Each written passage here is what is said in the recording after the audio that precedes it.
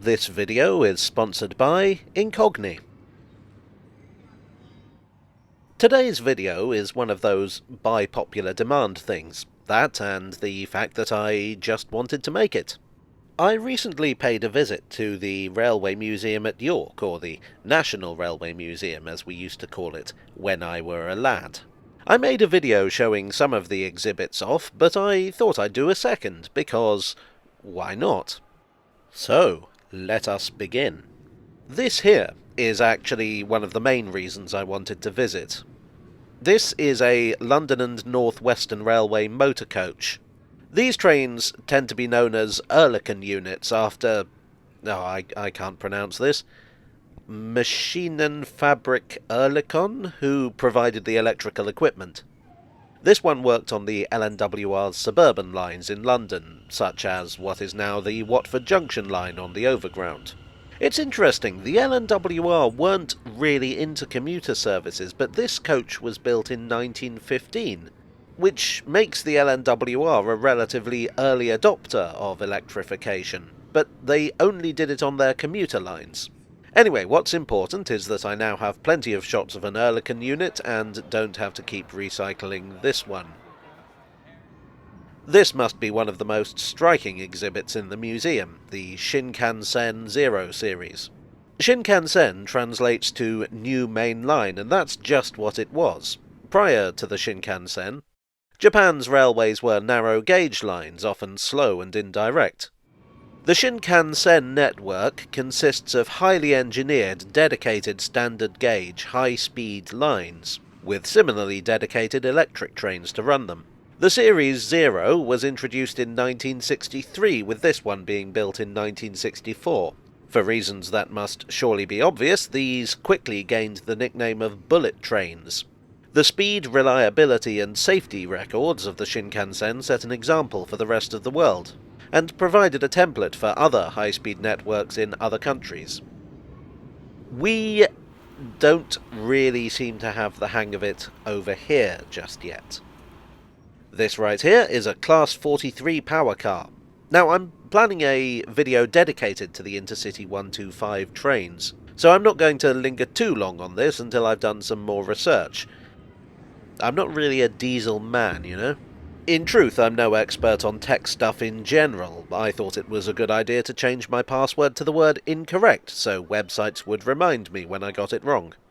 And that's where today's sponsor, Incogni, who are very good with tech, comes in. Your data, and mine, is constantly being harvested by websites and sold on to data brokers. There are all sorts of reasons why this isn't nice, ranging from identity theft to targeted adverts to, well, who wants some creep knowing where you live, what you buy, or whatever personal information you gave away when visiting a website? I don't. Data brokers have a legal obligation to remove your details if you ask them to. But they don't make it easy. Incogni has automated all that hard work for you. They contact the potentially hundreds of weirdos that could have your info and make them delete it. They have a special offer for viewers of this channel. The first 100 people to follow the link in the description below and enter the code HAZARD can get a frankly remarkable 60% off. And Incogni has a 30-day money-back guarantee for all users if you are, for whatever reason, unsatisfied. And that is what I like about the BR Class 43. Now here's an oddity, at least around here. This is Livingston Thompson, a Festiniog Railway double fairlie. The double fairlies are absolutely synonymous with the Festiniog Railway. As you can see, they're kind of two locomotives smushed together. But what's less obvious is that their driving wheels are mounted in swivelling frames, or bogies to use the technical term. That means these engines combine power with an ability to get around tight curves. They were perfect for the heavy slate trains of the Festiniog Railway. They also sold well in Mexico, Russia, and New Zealand, but otherwise don't seem to have really caught on. While we're here, note the spelling of Festiniog here. These days, the Welsh spelling with two F's at the beginning is the official one. There are a few narrow-gauge curiosities here, like this Channel Tunnel construction train. But I'm rather fond of this. Pett, possibly the smallest locomotive ever built for the London and Northwestern Railway. Pett and her sisters were built for the internal narrow-gauge railway at Crewe Works, carrying tools and components between workshops. The National Collection also includes Wren, a similar loco built for the Lancashire and Yorkshire Railway's Horwich Works, sadly not currently on display. A somewhat larger narrow-gauge loco is this South African Railway's 7A, which was on display at the museum's Shildon Annex last time I was there. It was originally built for the Cape Government Railways by Sharp Stewart in Glasgow. These were extremely versatile goods engines built between 1896 and 1901, with the last not being withdrawn until 1972. I think this engine has a lot of charm. This particular example was owned by the artist David Shepherd before being donated to the National Collection. In the steam era there was a huge export market for British locomotives, and the 7A is just one example. Another is this massive Great Chinese Government Railways KF Class No. 7. This is the largest locomotive in the National Collection. It was designed for passenger trains. It was also designed for harsh conditions: poor water, poor coal, tight curves, steep gradients, and extremes of weather. These were built by the Vulcan Foundry and incorporated a lot of American design features. They were a successful and highly efficient loco, with the first being introduced in 1935 and the last going out of service in 1977.